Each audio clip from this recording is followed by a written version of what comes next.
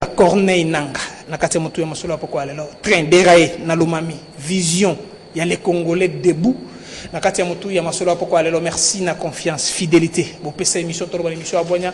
So pesa la perspective, proposition, vision. Lolenge ni Congo esengeli etambola. Nde nakati ya mutu ya masolo apoko alelo to ambi mona mboka Hervé Diakiesi. Porte-parole. Il y a les Congolais debout. Nende to tuna mitu na peto ko matali Congo vision puis mais matali ba position na matali. La ville morte, la férié.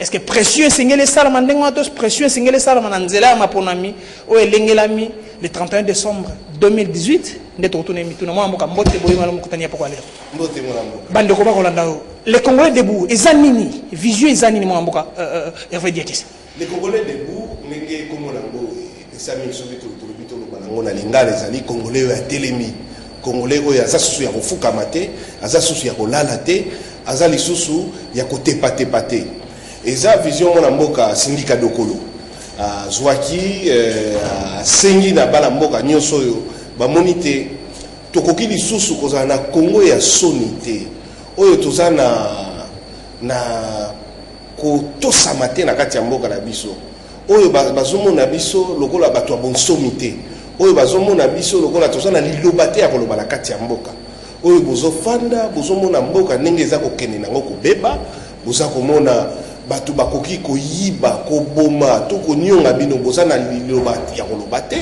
bozomona lelo bamalita to ba fausse commune etondami nango na kati ya mboka boza na mutuna ya kotuna epai ya mutu te nyonso wana mboka ezangi lokumu to biso pe population tozangi lokumu tolobaki esila na yango liloba epesamaki tosanga na elongo na nini na oyo soki tomoni ete esika oyo tokomi esika ya pasi esika ya soni esika ya kozanga lokumu ezali mpona ntango tokomi na suka ya manda ya suka ya mokonzi Joseph Kabila ye na bato oyo baza kosunga ye balingi kotikala libanda ya biso population ndenge tolingaki kopona mokonzi ya sika ememi biso na kokanisa eloko nini ndenge ya koaplike lelo tobengi article 64 ya kosenga na kimia kasi na ngui na bopikiliki na décision nyonso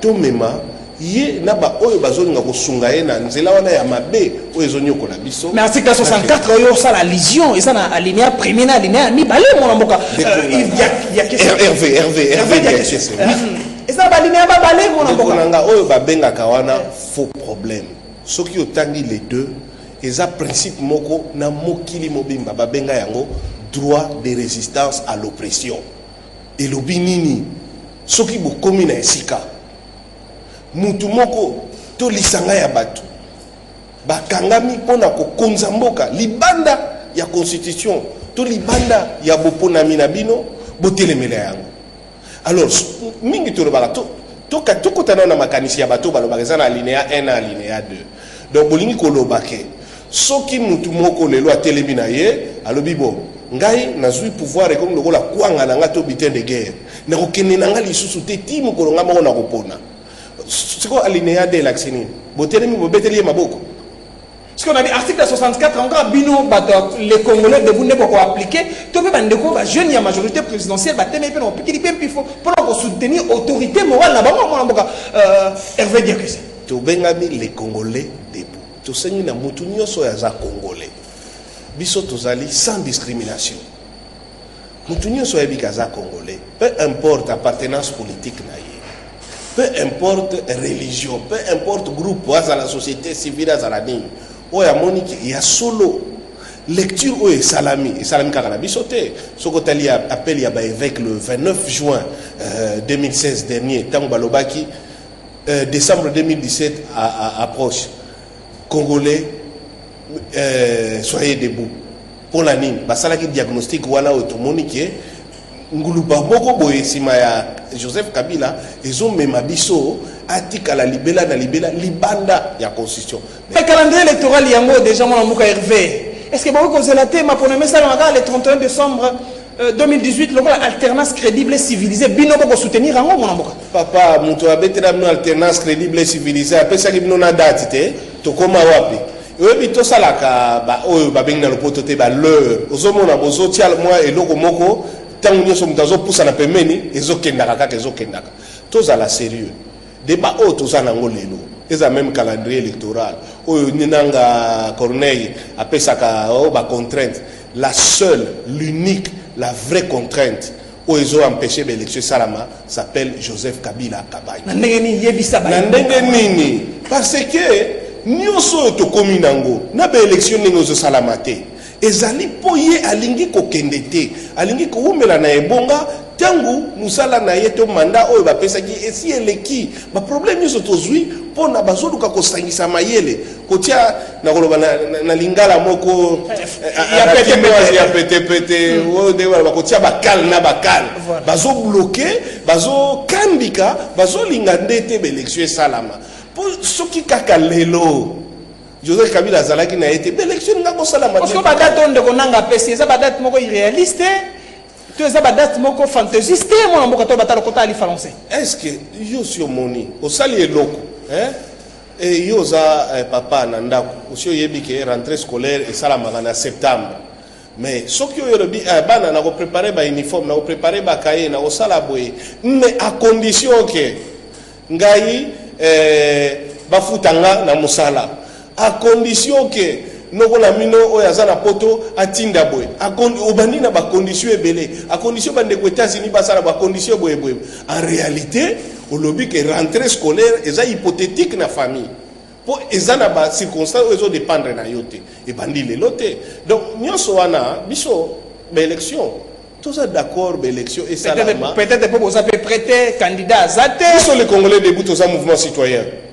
Problème na biso ezali makambo esala na démocratie na liberté boko ba élection lelo bo sali de crispation te ba opposant nyonso baza ba otage politique c'est tout un processus c'est ça bâton magique c'est makambo ba signaki depuis le 31 décembre 2016 ba bibisa nani lelo otambola na kati est-ce que opposant akoki ko bima libanda kin oko sala ta mo réunion te ba yeko kanga même manifestation pacifique baye babomi bapanzi bakangi le gouverneur la ville à Kinshasa lobby jusqu'à nouvel ordre ndé ba nouvel ordre lango wapi na makanisi na ye nouvel ordre ezalaka na mobe côté ezalaka na constitution yango le lakisi yawa batu bazo konza biso libanda ya constitution ya mibeko moko te ya mboka oyo batangelanga ta moko et l'oba était ce que l'on la manifestation aux en a besoin d'autorisation nous sur le déclaration préalable bokei bolobi pourquoi pour autorité administrative à ça l'encadrement nous sur on a babimisa bazongi c'est sur la logique à impair parti état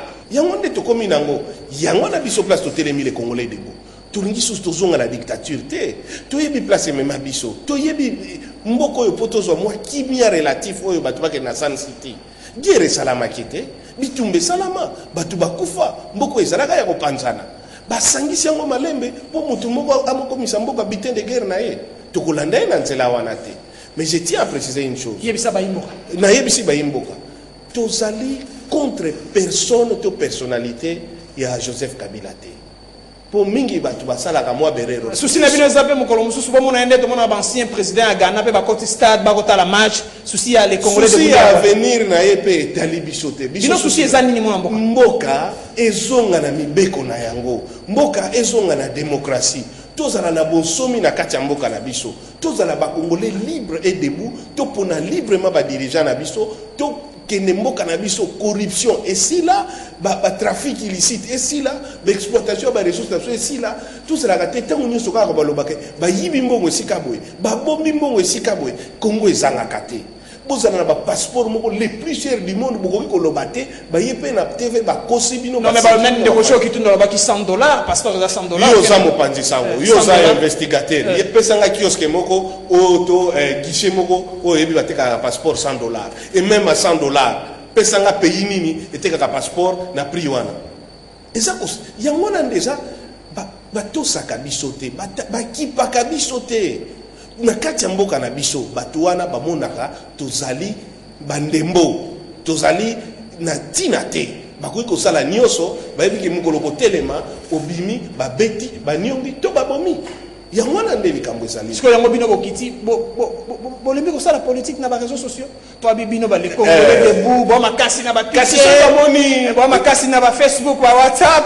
oui parce que tozo utiliser ba moyens modernes pour ce tolobi to les ba médias nationaux ba ko censurer biso soki ba moni ba réseaux sociaux ezala katina te pourquoi ba katakango ba yebi ke lobaka ba yebi ka travers wana soki to atteindre une personne à kolobana 2 5 10 etc.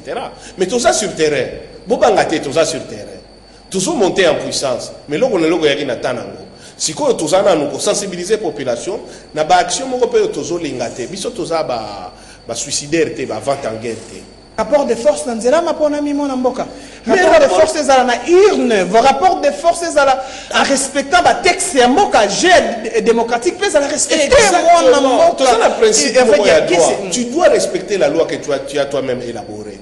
Ça, c'est le premier principe. Moussou Pérobi, le salut du peuple est la loi suprême.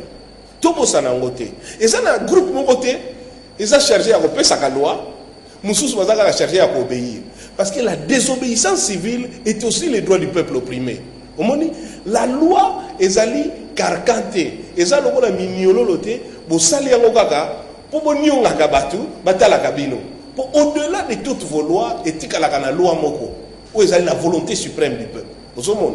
Mais biso tozo sala iloko moko te libanda ya libeko mais tozo senga bato sa libeko maponami to lo banali kama maponami tango zo benga maponami ce n'est pas juste le fait à kotia bulletin dans l'urne ozomona ezali ko so lingo sala fete sala magate ka mukolo bato baye na kati ya ndako ezalaka déjà na cuisine ezalaka déjà na bilamba ezalaka déjà na ndako bozo komba tango zo lingo sala maponami. Mais vous allez d'abord na ba candidat bazala libre à se présenter. Tant que Moutounio soit opposé na bino, destin na esa prison to exil.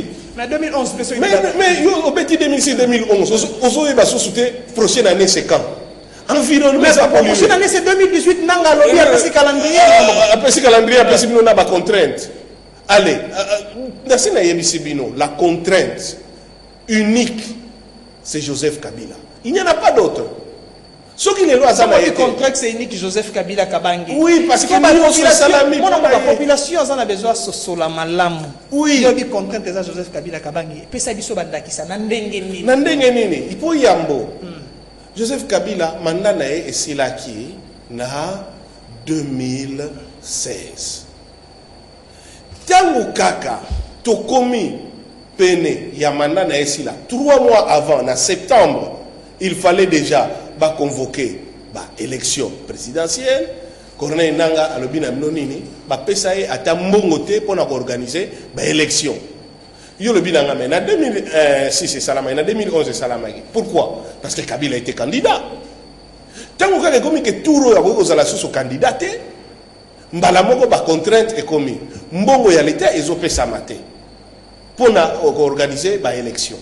Après tout le monde ba trouble koti na mboka après to monini bakamwina sape na bisika oyo to mesana ka te ko conférence ya réconciliation ya paix to sala malaka nga mona mboka mais ndeko na ngai et c'est kushi ba we ezongi si ba oyo bakenda réfugié na Angola ezongi si ba réfugié ba komiti na Kikwit oyo mutazo kipete est-ce que sengeli to songi sa susu mbeli na poto ou bien sengeli to lo mbeli na poto la nyoso pourquoi to komi wana yo lo bina pesa bandakisa na lakisi yo bato bakomi ko kima na makala kaka boy na moi kaka ba prison bato komi ko kima tout moni ba benga ngo stratégie du chaos eza désordre organisé pour la kotia psychose to bobangi moko na kati ya mboka oyo ko justifier tango nyoso basala oyo bango balingi pona ko nyokola kokota na banda ko batu kokanga po baloba mboka ezano na kimia te enrôlement moyen sala mezate tokopusa kosa liziba ekufela ebwele batikela kaka bato misika bamela okokosa biso te bana mboka mikolo nyoso siko sensibilisation na bino za niveau ni sensibilisation na biso ezali kokuta na katango nyoso na kopesa ba stratégie nyoso ape na mais yebisa ba yimo to kutanaka na ba oyo nyoso balingi ko adhérer na mouvement na biso pona kopesa bango idéologie na biso nyoso déjà ya kolobake toza batu ya kopanza te toza batu ya kofinga te toza batu oyo to telemi pona tozala mingi koleka oyo bango babimisaka na balabala pona ko nyokola pona koboma po toyebi ke mukolo moko ezali oyo peuple ezopesa ma rendez-vous na histoire na ye mpona mokolo wana tozwa bonsomi ya libela mpona Congo. Donc toza kaka te donc stratégie na toza mpona kosensibiliser mpona wana mpo mpe na koyeba ke totelemi te mpo tokomisa mutu moko premier ministre mpo tokomisa mutu moko président. Finalité la biso ezali tozongisa démocratie mpo dictature ekoti na mboka toza su na liberté expression te toza su na liberté expression yango ozoloba mona mboka ndeko na nga mpona leki kabila kaka mabe ozoloba te mona oui nazoloba nani akozala manifestation na kati ya mboka oyo même mpona kokunda kaka mutu awa ekomi eloko moko mystique. Oza sur vraiment qu'on se sentir libre na kati ya yango moni ndeko menda koloba ba sensibilisation na bino eko benda lokola ba solo ba printemps arabe bolinga bokomisa Congo lokola Libye ekoma bolinga bokomisa Congo lokola ba mboka musu ekomi eske mboko ekomi wapi tango bozana ba fausse commune hein tango bozana ba incendie moko bozo sala mbabwe ba prisonnier basobima hernios yoso mona benda bozana mboka moko stable. Printemps arabe c'est quoi? Quand la population se lève pour réclamer l'application de droit na Burkina Faso lelo Mokezika, mais une chose justement tolingi pété ba interprétation et kende na sens ya kopanza kotumba koboma pour ça makanisi na sauté. Nous sommes plus nombreux, tous à 80 millions de Congolais. Tu as dit que mokolo to tele mabisonyo so na ngui bakozonga bakokende. Ça c'est une réalité. Mais il y a un autre kasi bakozonga bakozonga sima bakendi bazongi na bandako na bangote basali pe loko mususu soki pe bazala ba candidat ba postuler population ko choisir bango mais to boinde ko confisquer mboka et comme lokola butin de guerre ya mutu moko boye biso to botama te mutu moko ta botamaka na morceau moko boye ya Congo na berso na ye balobino o eza ya yo omoni tango tozalaki na pesa lo wa mwanda kisa pesa bazalaki bala mikie ozomona muninga moko ye na bale na ye boye ko beta match tango mususu azofute na ye monsieur bolingi alingi ko bimate so bolingi bazala ba remplacer akamati bale akenango bon okoti ke pesa bale na ye mais mboka basala ngo bongo te ofute te tango komi fin du match ici ou bien son entraîneur alobi toujours remplacer obimi bale tikali na terrain les Congolais debout position na bino zani na calendrier électoral publié par Nanga calendrier électoral ya Nanga voilà ezanango tolobi l'heure ezanango nani moyen moko babimisi pona ko calmer pression oyo Niki Eli na ba américain ba yaki ko sala à partir du moment eza calendrier fermeté eza truffé nango na ba condition ba contrainte oyo yemoko yebi ke ekozala jamais réalisé. Mais si vous êtes contre Niki Alei moi na mboka parce que baba Niki Alei ende ko tia opposition politique pour que le peuple congolais soit libre et choisisse lui-même son destin. Moni soki Niki Alei ayena likanisi oyo ekei na sens wana tosungi yango soki ayena likanisi oyo eke na sens wana te tokolanda ngo te. Nous sommes là pour être libres de déterminer nous-mêmes notre destin. Le Toliki congolais a ponana bon somi oyo yaye esika azako kende liboso. Donc tolobi contrainte ezanango na calendrier te.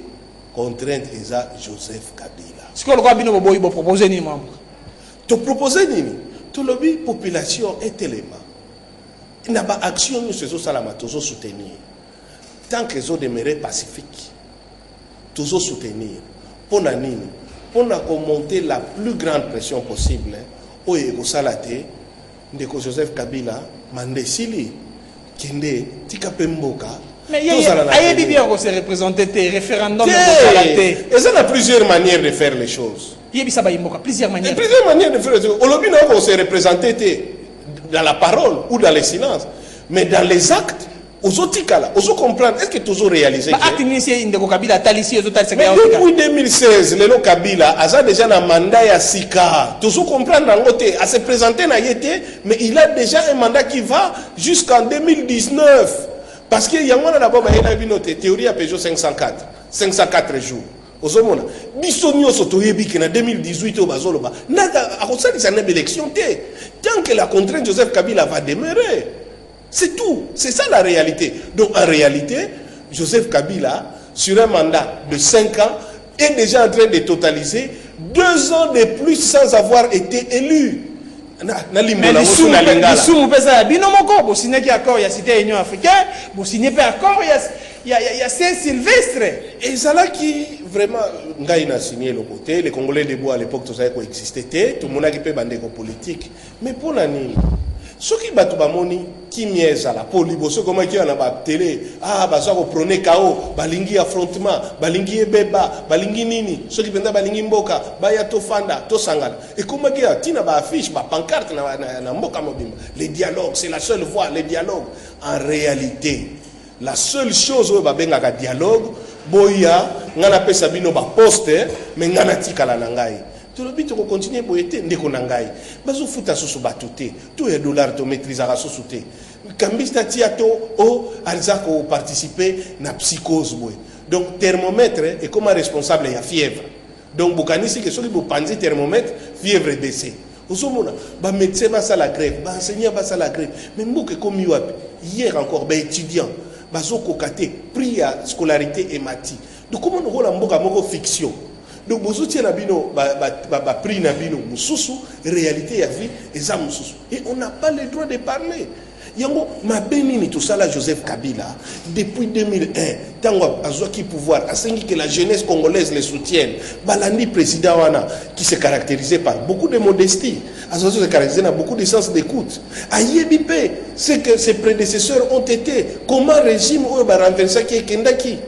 Allez, ma bénini tout salié pour na lelo akenine calmete atikape bisoto pona mutu mususu bon pour na ndeko syndicat de le candidat président de la République bon pour na ndeko Moïse Katumbi ndeko Félix Tshisekedi chaque Congolais sera libre de choisir qui il veut c'est ça notre combat na biso ezate ezala Katumbi ezala Tshisekedi ezala nan combat na biso ezawana te combat na biso ezali dégager terrain que les gens choisissent librement. Baïba vote ya mututé.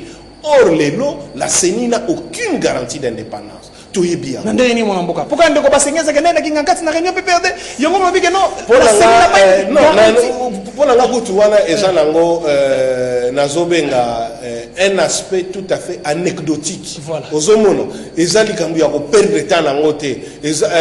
Réalité eza au-delà CENI ezala ngo centrale électorale ya peut perdre parce que et appliquaka schéma ya ko permettre Joseph Kabila atikala na ebonga au-delà il y a mandat depuis décembre 2016. C'est ça la réalité. Donc l'élo 2017. Est-ce que c'est que la CENI a sika kotia batoto wana bango confiance ba les Congolais ba poti na kati to signa ki charte moko ba bengi les manifestes du citoyen congolais. To signa ki yango na Paris.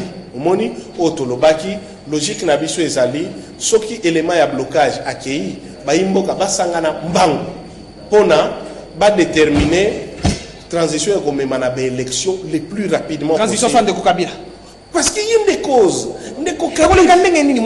population Kabila asi asilisa ya ye mandat mais moni makambo yo sala na Zimbabwe tulingi angote to za ba démocrate to zulinga te mutu moko boya boya so zo mo minduki ale armée ekoti na makamo mais biso lelo na ba jeune nyoso bazobimaka pacifiquement tango bozo boma bango tango bozo seka bango tango bozo nyokola bango bozo rendre de plus en plus possible na idée à population il n'y a que la force armée qui doit triompher mabe pour la démocratie et il faut moko totikaka manifestation pacifique pour tolinga te la colère gronde et elle se manifestera tolinga te kande za makasi pe kanda wana ekobima biso yo to so ya polo kwa population za nzala population za na l'hôpital malamu te bitelo malamu te lotiliki nzela na lopoto baloba le ventre affamé na point d'oreille et koya tangu mutu akotala oyebi pasi ya lino ezalaka ezonionga yo lelo tikali na ndako otikali ozobanga lobi soki na keso epa munganga balongola nga lino esalaka pasi mais mukulu okotala ke pasi oyo akotikala par rapport ya pasi oyo bakobendoka lino mbala moko malamu bimaka babenda lino mbala moko omona mukulu za bato balobi so natikali na nga na ndako naloba ne bakinoa natikali na nga na palais na odaye na bimaka eno suna kobika eno suna kodaye mais tango na bimomona pe bo changement koti osomona to lingi to songela ba logique ba pillage te toni tozongela babulu po bomamboka na 91 92 yangwana kasi eloko moko ezali loi moko mathématique simple, les mêmes causes finissent par produire les mêmes effets. Et là on est au sala biso ba mouvement citoyen to comme loko là ba canalisateur, il y a violence moko légitime au tozolinga eleka na kimia. Mais mukolo bango ba kokanisa ke bino nyonso ba kangi ba bomi ba bengani ba exilé. Bokanisi ke tango tikali bongo bobuki thermomètre donc fièvre sili. Mais mukolo ko bimawa omona kaka mbala. Mais singena ino pe bokeba. Mbala ko benseke. Mama Zimba ko singeli pe bino pe boteyama. Botika ko inciter pe population na ba soda bino batalusha bino batafilimbi bino batale congolais. To bengana incitation ngezani. Ba bi Soros ndapela sa bino misolo. Biso les Congolais debout de toute façon. Soros le financement il y a Moutouté. Est-ce que Moutouaza a besoin de Soros na le bataille en place avec les Congolais? Est-ce que vous avez besoin de Soros pour que to ya dollar récité? Est-ce que vous avez besoin de Soros pour que batumoko bazo ba crédit na FPIT lelo balandela bango ba futate et que bango tout bazana membre de la famille politique moko? Est-ce que vous avez besoin de Soros pour que ba mine na bino ba exploiter kango na ba mbongo moko extraordinaire? Oyo eza 3 fois 5 fois plus que mbongo il faut organiser l'élection et que na ba compte moko offshore parlement na bino bagarien. Est-ce que vous avez besoin de Soros toko bimi obike mbule beti na kati ya kin okotambola te okodinda lokola na Venise parce que ou bien vous en avez besoin boîte. Est-ce que vous avez besoin de Soros pour que courant na biso dans le délestage en permanence? Est-ce que vous avez vraiment besoin de Soros lelo pour que batumsu badama soute na ba palais et que ba comment on lien partout et que bamsu ba ko kenesu ba classe T? Est-ce que vous avez besoin de Soros? Omoni siko yango bo pesa bando ka majorité raison basala mobeko moko malamu ba ye ba financement ya bino so uta na ba officine ni ya ambassade to beni mo mboka. Mais basala allons jusqu'au bout de la logique. Voilà. Toye bapé bango moko ndenge bazawana source ya fortune na bango zawabi. To mettre la loi ya transparence, alors tout ça la transparence moko générale. Tout ça la transparence générale. Messieurs, vous gagnez combien comme ministre? Vous pouvez savoir, tant que la déclaration de la bino ya fortune, il y a cour constitutionnelle. Tant que bimaka, Prado no Gomosomba, 5-6 Prado, et où tu vas? Mais allons jusqu'au bout. Parce que si l'idée est de la transparence, allons dans toute la transparence. Vous savez que derrière cause de financement, vous voulez bloquer l'action de mouvement associatif. De toute façon, l'État a l'obligation de financer le mouvement associatif. À ça, la rencontre pourquoi? Pour participer à la conscience civique. Donc, il y a un faux débat. L'enjeu n'est pas là. Congolais a besoin aux inciter. L'enjeu, c'est les organisations élections. L'enjeu est la démocratie, dictature ici là. Joseph Kabila, si mandat, tout kende, tout désigné librement successeur naï. Et qu'on a la possibilité tant qu'il y a Zawana. C'est ça la réalité. Aux hommes, Congolais a besoin qu'on a incité. Incitation d'ailleurs et où takanango kaka na manque il y a probité na manque il y a sérieux il y a autorité na biso tala le bafou le toni na katiakin tant que l'Union européenne est au salango lisouté nanya saliam kimuta osala peut-être azo salango wapi est-ce que on a sous sous Soros pour binos donc soko télémé le mboko ekomi nango full Guillaume non pas Guillaume George Soros nous devons dire que tellement parce que quand même assainissement et ça les camozo talayo oui bien nombre ya batu bazo kufa kaka pona problème assainissement ba maladie nyo soto zalango malaria choléra biloko ezalaka éradiquer kala nani la fièvre typhoïde ba amibe ils sont liés à quoi? Manque d'assainissement, manque de propriété. Alors, tout le monde contrôle dans le budget, il y a assainissement, il y a vélo, et qu'il n'arrive pas à aller. Avant, vous pouvez avoir un balou, vous pouvez avoir un pour on est concerné biso. Mais exercice le budget exercice 2018 il y a moyen de démo kokosoma mboka singela ki loi répartition des sièges salama singela ki loi électorale salama. Et pourquoi pas comme il s'est précipité? Il fallait qu'une américaine débarque ici à Loba na lingi na mona et salama. Parce que na yimsu yolo benda l'action banda ki sere Joseph Kabila lingi ko kedete. Yango nati yo moko bandio tangango. Omoni o ezalaka yezo azo yebisa Pierre. Ce n'est pas la chair et le sang qui t'ont révélé ces choses. C'est mon père qui est dans les cieux. Yo eza bon. Siko yo moko suis révélation. Comment peut-on expliquer que Boloba qui tout ça année électorale, Corneille Nanga a tweeté Kango déjà depuis 2016. Ba loi wana ya répartition des sièges de le banga après départ à Niki elle. Yangwana banda qui c'est là qui si que Joseph Kabila lingi ko kendete. azako freiner nyonso wana.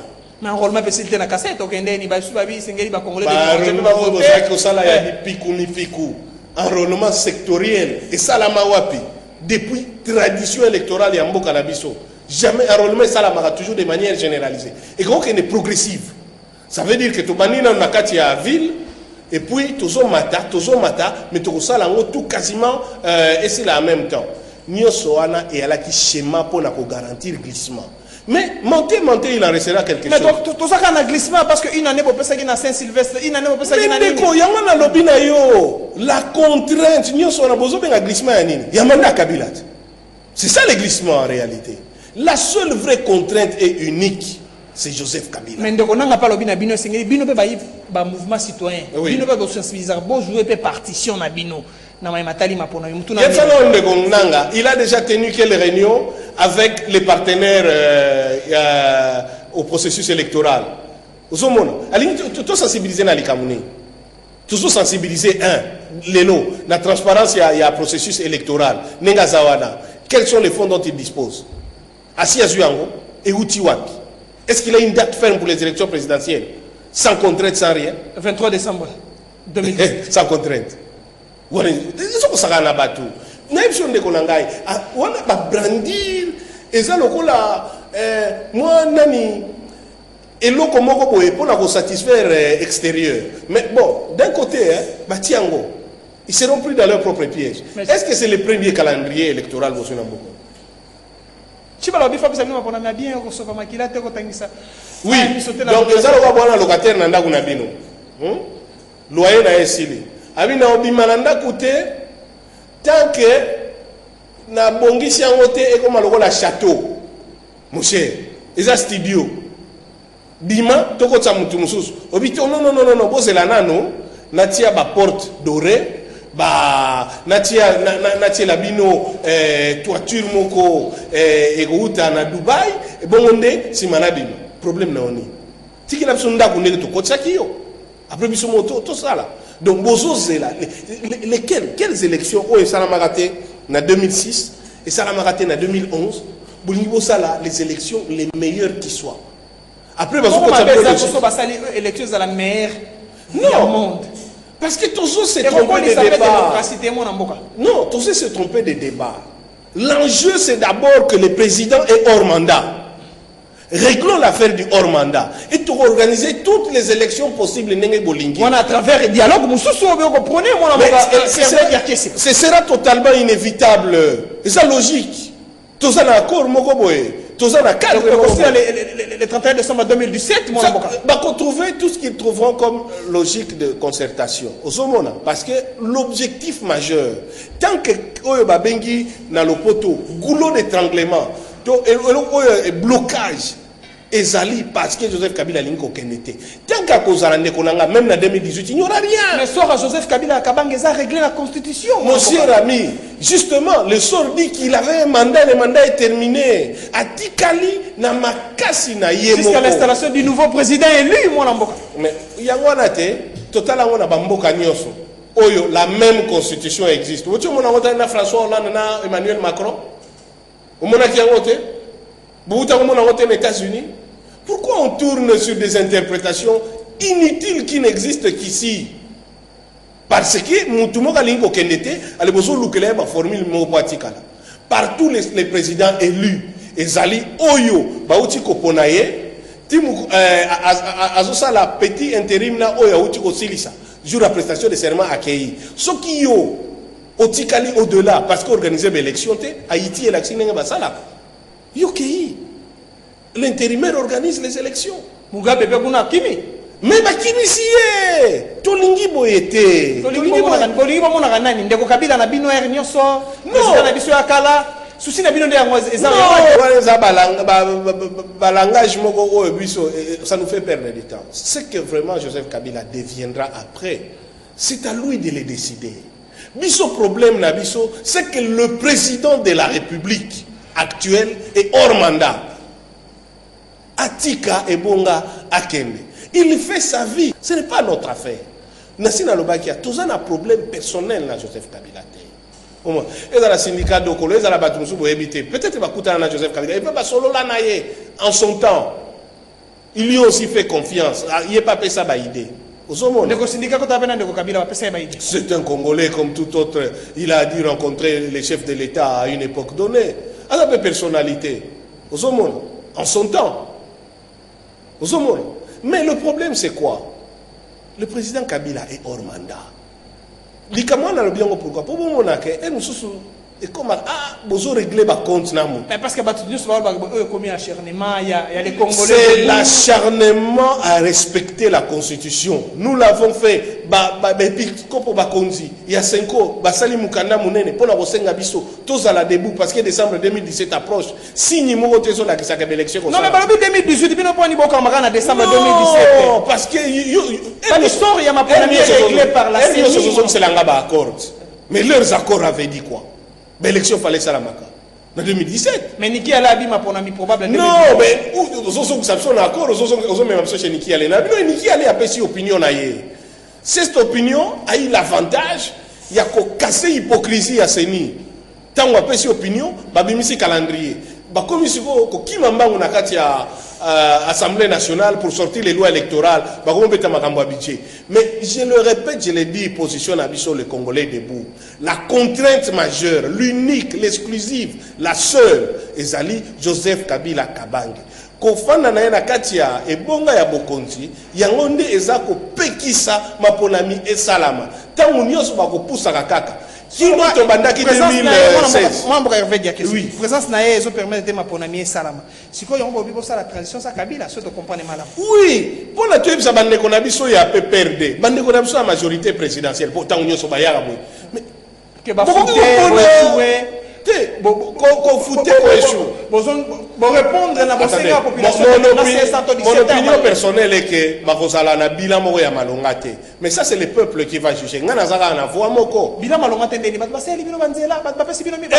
Ba Congo Airways bapesi bino ba. Comment ni Congo Airways ngo respectaka na susu ba bapesi bino ba. Et ça sous wa révolution avion moko boye nenga peta so que suka kana ici on a vol nango. Et puis ba avion na tout ngolo to vérifier ba prix nango.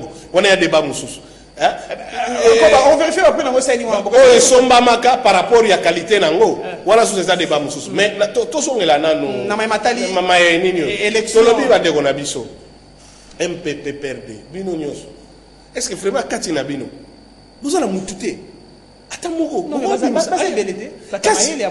mais voilà pourquoi kanga bozo s'accrocher na mutu moko yaye mande sili tango mususu azozela kaka bolo banae mukonzi pema na yo tous mutu to bimisi pour vous le gagner l'élection vous êtes trop sûr mais vous bimisa eto kenit population pona ça se trouve que bako pona pe moko katina bino ma bezate la réalité et ils le savent on est en réalité politique baza faut organiser autour d'un individu quand l'individu part bako imploser donc basi ba yebeli que bako umela na kokabwana.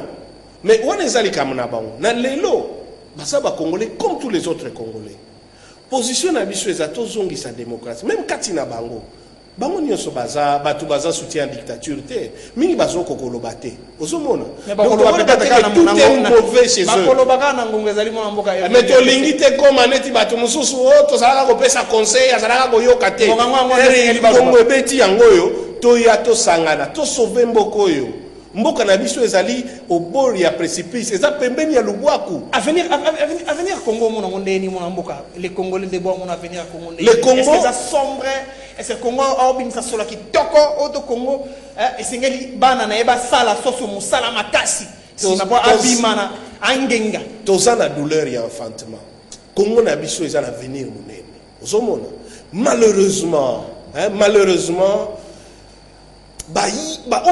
konzi biso n'ont plus été à la hauteur il y a des défis ce soir. En fait l'enjeu c'est quoi? L'enjeu c'est il y a syndicat de Kolo, il y a Joseph Kabila. L'enjeu c'est le Congo. Mboka na biso. Il est où aujourd'hui? N'a pas potentiel nyonso. To lingi susute to zalaka kaka à la une il y a ba mine na biso ba exploiter to koyi kolobate. To zala à la une il y a mbula ikoko beta banda ko isa inondé ale pekomi kolela ba konzi bota la biso likambo Tozo s'adresser na Congolais nyonso. Congolais nyonso sans exception. Ozala na PPRD. Ozala na majorité. Ozala bisika nyonso. Omoni ke tango yango to sangana. Potolo balikambo mboka. Kende ko Joseph Kabila ya yetango esili. To kende sikoyo nde to bongisa maponami. Surtout. Démocratie, liberté. Il y a expression. Il y a expression, il y a mouvement, il y a manifestation. Et zonga pour tokende, tokome. Le Congo de vous en problème Kimbuta boya biloko mona mboka. Tout ça le problème ni à Kimbuta ni na Kabila. Notre problème c'est le Congo. Budget fallait ça déposer mais c'est en retard mona mboka Hervé Diakwese. Budget ça déposé en retard. Ouais, disposition moi la constitution et loba. Malheureusement dans un angle en tête hein. Peut-être ba ba kolanda biso ba kotala que ce qui gouvernement et l'équisi délai pour il y a qu'on déposer budget alors on a des délais en tête le gouvernement a réputé démissionnaire tu balanzenze ba makila wana nyo sengeli ba bima ni ba c'est ce qu'on vous démontre que non mais combien de fois je vous dis ezali kamuya ni opposition ni ezali kamuya Congo ezali kamuya Kabila te ezali kamuya Chibala te ezali kamuya Congo to sangana to mema mboka na biso liboso ozomona parce que les lots to commune au bord ya lubwaku to kotika la susu boyete to telema to sangisa makanisi na mayele to moni kende ko Kabila kotika la na yo eza ko memela biso pasi koleka na kimia na botosi pe na bolingo yo kende na yo ya yo esili to sangisa mayele to sala mapona misusu peut perdre botie mutu na bino ba oyo bon na yebike ba panzana na bango mais bon oyo ko tika la biteni wala comme prophète malaya peut perdre eza loi moko logique boza regrouper autour ya individu pour na d'intérêt ya accès na pouvoir une fois que yé source na bino oyo bonguluma kapona ye akei boko ramper et ça logique et ça très logique pour ba ambition mingi et ça fondé sur légitimité té mingi bazana légitimité populaire té bazana légitimité ya ba ordonnance ya ba cooptation et ça aussi valable pour la batumsus na kati ya opposition bazo sala ba va et vient ozomona wana babanga ka tokene na maponami donc et ça ka raté na lobby ya PPRD juste parce que la plupart de ba partis au pouvoir oyo bazaki ba allié d'un pouvoir totalitaire tant le pouvoir on est koyaka ba panzanaka tout le monde qui on a MPR peut perdre des algo MPR MP ça on a MPR donc ba ko panzana ba nguluma sérieusement wana taliban est-ce que les Congolais debout est-ce que azalaka kana vision na ba lokolo ba ndoko ne ba lusha ya ba ville morte il y a ba journée fériée il y a ba marche pacifique mon mboka bon il faut que évoluer tozo kende nenge baloba crescendo donc tozo matamale malembe il faut d'abord population soit conscience ozomona na ba milieu muzu ville morte aussi ba milieu muzu aussi mbate eza fonction ya réalité ya terrain mais ezali ba beko ba benga ba démarche pacifique pour de plus en plus to kende vers quelque chose que tant que la population yo so ebima et bimi pour na ko panzate et bimi pour na ko réclamer il faut créer discipline sans y obéir na mot d'ordre sans y talaka pourquoi olingi obima omoni lelo opesi na occasion ya kunso okaza ah tozo bima po muto alinga comme premier ministre tozo bima po muto comme président te tozo bima tozo telema po na bomoto na biso tozaba congolais bosomi ya Congo bosomi ya congolais lokumu ya congolais tozala penda na niveau ya oyo nzamba pesi biso po na mboka tozali bale ya mutu moko te to botamaki te ke mutu moko apesi na berso na ye yenda ko konzaka biso libela na libela te to Congo pesa plantation ya Yves Diakese te Hervé Diakese Congo pesa plantation ya Hervé Diakese eza plantation Hervé Diakese te eza plantation ya mutu te umoni osilisili kamuna yo donc eza te lokola bale no moko football o fute pe olingo bima o botoli bale te ici les matchs ici mon cher va remplacer jouer mususu akota to keli botso to comme ça masola ko kalelo ba imboka balandio ba simba nini na passage dans l'émission tolobana les Congolais debout souci ezanini bosenge ezanini na tondi bino botondi na oyo bopesinga penza likanisi ya kosolola na bandeko na biso les Congolais debout tozo telema pona bomoto ya yo na ngai tozali wana te pona kobundisa oyo pona kokomisa oyo président oyo premier ministre totelemi mpona démocratie ezonga to appliquer article 64 na ndenge ya kimia na ndenge ya sembo de manière pacifique mpona biso donc osala kaka échec na moto ngazo na kosala échec na moto azui bokonzi to aza kosala bokonzi na libanda ya makanisi to ya kolingana biso ndenge oyo ekomi lelo na mokonzi Kabila na bayi oyo baza kosunga ye tolingi po tomoni oyo ezali kozangisa biso ba élection oyo ezo kozangisa biso liberté oyo ezo kozangisa biso démocratie oyo ezo kozangisa biso na dictature ezali tangu ndeko Kabila aza kaka na kiti ya bokonzi. Matoni mingi mboka Hervé Diakesi. Ngai nde natondi bino. Merci na bino masozaki lelo libaku ya kolanda masolo bolingaka mingi. Émission toloba, émission boanya. Boki mona mboka alobi. Apandi nteke, afongoli motema, apesi ba proposition, perspective, atalisi longeni Congo esengele tambola na matali démocratie, alternance crédible civilisée na école Congo démocratique. To betaki matali calendrier électoral na kati ya moto kwa lelo, to betaki matali budget, to betaki matali vision. Ya les Congolais debout. Ce qui vous semble merci mingi. Na Soule Mboyo, merci mingi. Na Freddy Takidi, merci mingi.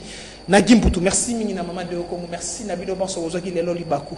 Kimia Nkolo na Mabota Mabino, Kongoza na besoin ya kimia, Kongoza na besoin ya maponami, Kongoza na besoin ya social, et Tamlandenge Longo Bani. Tokuta Mikolo Mzeko ya Kimia Nkolo na Mabota Mabino. Au revoir.